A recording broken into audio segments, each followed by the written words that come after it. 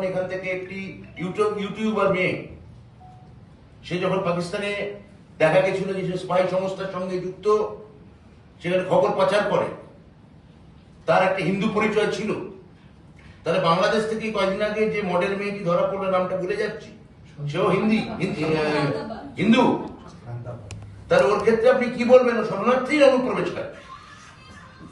আমি জানতে চাই, যে স্পাই এখানে ধরা পড়লো সে শরণার্থীর অনুপ্রবেশকারী, দয়া করে এটা বলবেন কি বিজেপির নেতারা, স্থানীয় নেতারা? আপনারা বলছেন যে হিন্দু যদি আসে সে শরণার্থী, তাহলে কি শরণার্থী স্পাই না কিছু অনুপ্রবেশকারী? সেটাও বলুন। তাহলে আপনারা বলতে চান হিন্দু মাত্র আসলে স্পাই এবং অনুপ্রবেশকারী, তাও কি বলতে চাইছেন আসলে? সেটা পরিষ্কার করে দিন। তাহলে শুধু বেছে বেছে আসলে হিন্দু বা মুসলমান আপনারা মুখে বলছেন, টার্গেট করছেন যারা বাংলা ভাষায় কথা বলে, তাদের একটা লেভেলিং করতে চাইছেন, তাদের দাগিয়ে দিতে চাইছেন, তাদের তাচ্ছিল্য করতে চাইছেন।